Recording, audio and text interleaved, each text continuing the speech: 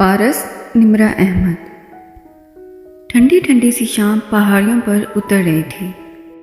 पारस के बंगले के टेरेस से दूर दूर तक फैले पहाड़, खाइयाँ, बल खाती सड़क सब नज़र आ रहा था। वो वहीं टेरेस पर खड़ी थी, शॉल पीछे से दोनों कंधों को ढकती आगे आकर बकल की सूरत थी। इसने गहरा भूरा रंग पहन रखा था। चूड़ी के साइज की बालियां कानों में हवा के साथ ज़रा ज़रा सी हिलती, आंखें दूर नीचे जमी थीं, जहाँ सड़क के एक तरफ बनी पथरीली सीढ़ियाँ ऊपर पहाड़ की तरफ जा रही थीं। वाक़यात रोशनाई की तरह होते हैं, जिस जगह डाले जाएं वहाँ अपना निशान ज़रूर छोड़ जाते हैं, मगर वो हर शख्स को नज़र नहीं आते। सिर्फ वही इन्हें इस जगह रिप्ले होते देख सकता है जिसकी नज़र में यादों का अक्सा लगा हुआ हो। फिर हर जगह, हर घर, हर सड़क का नाम बदल जाता है। हम इन्हें अपने हिसाब से याद रखते हैं और फिर सारी ज़िंदगी हम दुनिया को अपने नक्शों, अपने साइन बोर्ड्स के तहत ही देखते रहते हैं। पारस बीबी अफसर बाबा की आवाज़ पर इसका इत्तेकाज़ टूटा। वो कदरे चौंक कर पलटी। जी बाबा, ऑफिस से कोई साहब आए हैं, मैंने लॉन में बिठाया है, आपका पूछ रहे हैं। बाबा निगाहें चुराकर बोले, जैसे इन्हें बहुत शर्मिंदगी सी हुई हो। अच्छा, कब? इसने महसूस किए बिना हैरत से नीचे लॉन को देखा। फायज हसन खामोशी से सर झुकाए बैठा था। मुझे पता ही नहीं चला, खैर मैं आती हूँ। इसने गहरी सांस लेकर अपने जहन पर छाए नक्शे लपेटे, खुद को कंपोज किया और नीचे चली आए। वो लॉन में बैठा था। इसे आता देखकर एहतरामन खड़ा हो गया। कहिए, कैसे आना हुआ? वो तमकनत बड़े अंदाज में सामने वाली कुर्सी पर बैठते हुए बोली, मैम आपने बुरा तो नहीं माना कि मैं यहाँ आ गया? दरअसल आप जल्दी चली गई थी और मुझे एक ज़रूरी दरख्वास्त करनी थी। वो बैठते हुए कदर नदामत से बोला, मैं सुन रही हूँ मैम। बात यह है कि मुझे होटल की तरफ से यहाँ करीब ही रिहाइश मिल गई है, मगर वो बैचलर्स पोर्शन है। उंगलियां बाएं बसाए वो तजब्जब से कह रहा था, अम्मी और बहनें, क्या करूं मैं इनका? वो मेरे साथ रहना चाहती हैं, इसरार कर रही हैं। पारस इन्हमाक से सुन रही थी, मगर बोली कुछ नहीं। तनवीर साहब ने बताया था कि घर की पिछली तरफ जो 2-3 घर हैं वो भी होटल मुलाजमीन के लिए हैं। इनमें से एक घर खाली है। मैं एक बहुत जूनियर अहदेदार हूँ, नाया भी हूँ, फिर भी सोचा दरख्वास्त कर लूँ, अगर मुझे वो घर मिल सके तो। इससे फिक्रा अधूरा छोड़ दिया। शॉल लपेटे पीछे होकर बैठी पारस मुस्कुराई। कल सुबह वो तल्खी से मुस्कुराई थी, आज नरमी से दिल से मुस्कुरा रही थी। बाज़ लोग मुस्कुराना भूल जाते हैं, यहाँ तक कि इनके होंठों के गिर्द लाफ लाइंस भी गायब हो जाती हैं। फिर अगर कभी वो ज़रा भी मुस्कुरा दें तो लगता है कि इनकी गर्दन पर कोई अजनबी चेहरा आ बैठा रहो, ऐसा अजनबी जिसे शनासा भी हो और वो आपको अच्छा भी लगे। मैं कभी वो घर आपको ना देती अगर ये दरख्वास्त आपकी फैमिली की तरफ से ना होती। कदर कीजिएगा ऐसे रिश्तों की जो आपके सीने के ऊपर पहनी जेब के बजाय सीने के अंदर धड़कते दिल में दिलचस्पी रखते हों। मैं बता नहीं सकता मैं कितना खुश हूँ। आलिया और हुमैरा तो खुशी से पागल हो जाएंगी। वो बहुत खुश, बहुत एहसानमंद नजर आ रहा था। पारस की मुस्कुराहट मजीद नरम हो गई। इसकी आंखों में खुशी थी।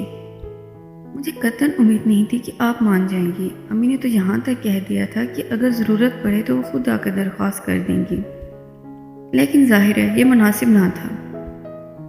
पारस की मुस्कुराहट फीकी पड़ी, चेहरे पर साया सा लहराया था, हवा के गर्म झोंके की तरह। एक याद गालों से ऐसी टकराई कि लम्हे भर के लिए सब घूम गया। मैं पारो की माँ हूँ जी, खुद आई हूँ आपके पास, एक दरख्वास्त करनी थी। पारो कहने में हिचकिचा रही थी। दांत नकूस कर कहती फिरोज़ा महीने ताइद भरी नज़रों से साथ बैठी मुस्तरब और उदास 17-18 साल बरस की लड़की को देखा, जिसकी ठोड़ी नदामत के बहस सीने से लगी हुई थी। ओहो, सिलाई सेंटर की मालकन आंटी ने बाजारी से कहा, पारो की 3 माह की एडवांस तनख्वाह अगर मिल जाए तो आपका बड़ा एहसान होगा। असल में इसका बड़ा भाई बीमार रहा है जी, दवा दारू पर बहुत खर्चा हो गया, कर्ज पड़ गया गर्दन पर, कुछ मदद हो जाए तो। लड़की की ठोड़ी जैसे सीने से चिपक गई थी, आंखें डबडबा रही थी, हर तरफ धुंध छा रही थी। माँ मिन्नतें कर रही थी, आंटी इनकार कर रही थी। 3 مہینے کی تو مشکل ہے، ہاں 2 مہینے کی مل سکتی ہے، وہ بھی اس شرط پر کہ یہ کوئی ناغہ نہیں کرے گی، اور ہاں یہ آخری بار ہے جب میں تنخواہ ایڈوانس میں دے رہی ہوں۔ نقوہ سے بولتی آنٹی اٹھیں اور اندر چلی گئی۔ لڑکی نے بھیگا چہرہ اٹھایا۔ شکیل نے دکان والے کا جو شیشہ توڑا تھا وہ 2 تنخواہوں سے تو نہیں پورا ہوگا۔ اس کی آنکھوں میں آنسو مگر آواز میں دبی دبی سی تلخی تھی۔ فیروزہ، میں نے گھر کا اعلان کرے گی کیا اب؟ اور وہ پورا ہو جائے گا نا؟ ٹیوشن والی باجی سے بھی 2 ماہ کی ایڈوانس پکڑ لیں گے۔ یہ آنٹی پیسے لے آئے تو وہیں چلتے ہیں۔ کیا امی، کیوں مجھے سب کے سامنے شرمندہ کرواتی ہو؟ وہ بھی روحانی سی ہو گئی۔ زیادہ بک بک نہ کر، آرام سے بیٹھ۔ دھند میں سب غائب ہوتا گیا۔ گرم ہوا کا تھپڑ کب کا گزر چکا تھا۔ اس نے زبردستی توجہ فائز کی جانب مبذول کی۔ وہ کہہ رہا تھا، مجھے اس روز فیضان صاحب کا ذکر نہیں کرنا چاہیے تھا۔ جب بعد میں بہت شرمندگی ہوئی، یوں لگا جیسے میں نے آپ کو ڈسٹرب کر دیا ہو۔ غالباً آپ فیضان صاحب کو کچھ خاص پسند نہیں کرتی۔ پارس کی پھیکی مسکان بھی غائب ہو گئی، لب بھینجے گئے، آنکھوں میں تنفر سا در آیا۔ ایک تلخ سانس خارج کر کے اس نے سر جھٹکا۔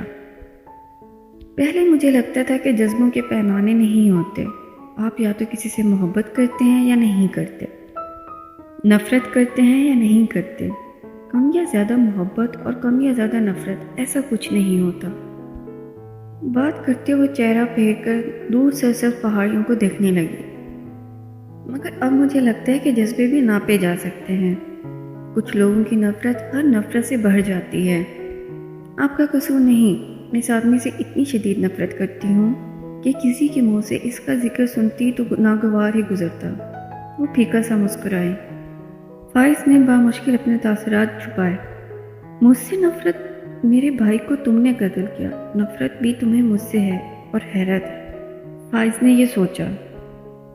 پارس کھڑی ہوئی۔ بہرحال فائز صاحب، آپ اس گھر میں شفٹ ہو جائیں، میں تنویر صاحب کو مطلع کر دوں گی۔ وہ اٹھ کھڑی ہوئی۔ ایک دفعہ پھر بہت شکریہ میم۔ وہ زبردستی مسکرایا، جیسے ذہن پچھلی باتوں میں الجھا ہوا تھا۔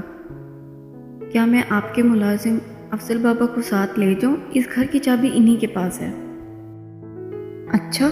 وہ حیران ہوئی۔ گردن موڑی تو افضل بابا چائے کی ٹرے اٹھائے چلے آ رہے تھے۔ بابا، اس گھر کی چابی آپ کو کس نے دی؟ تنویر صاحب نے بھجوائی تھی بی بی۔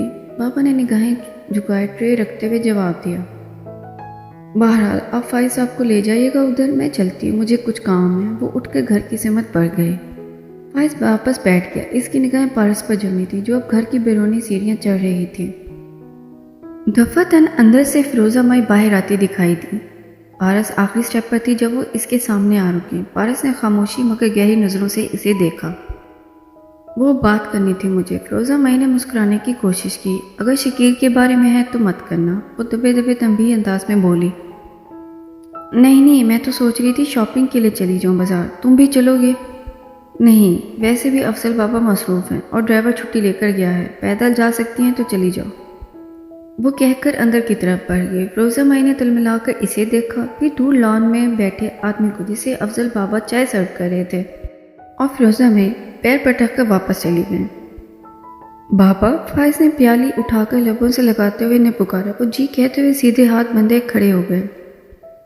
یہ پارس فیضان صاحب سے اتنی نفرت کیوں کرتی ہے؟ وہ چائے کے گھونٹ بھرتا اتنی احتیاط سے بول رہا تھا کہ دور سے اس کے لب ہلتے بھی نہ نظر آتے۔ مجھے نہیں معلوم فیضی بابو، جب کبھی آپ کا ذکر کروں تو اٹھ کر چلی جاتی ہیں بی بی، یا خاموش ہو جاتی ہیں۔ فائز نے کپ رکھا اور پرسوچ نگاہوں سے منگلے کی طرف دیکھا۔ کہیں ایسا تو نہیں کہ وہ مجھے پہچان گئی ہو؟ میں کیا کہہ سکتا ہوں بابو؟ بابا نے افسوس سے سر ہلایا۔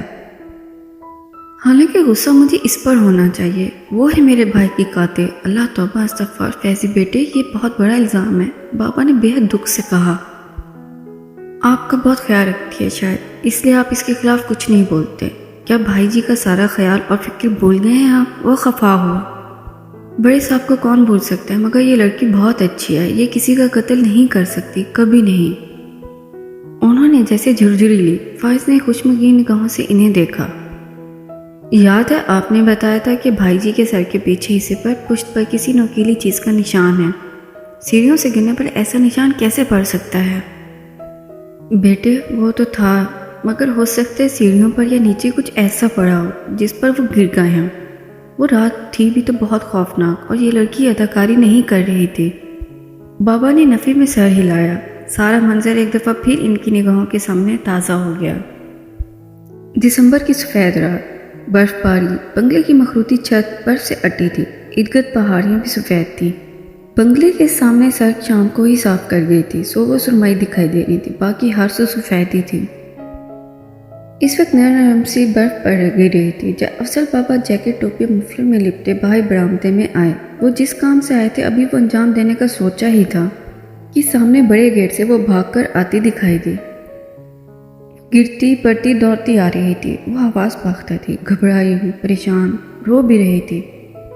افضل بابا، وہ جس طرح چلا چلا کر انہیں پکار رہی تھی، وہ سب بھول کر پریشانی سے اس کی طرف لپکے۔ کیا ہوا بی بی؟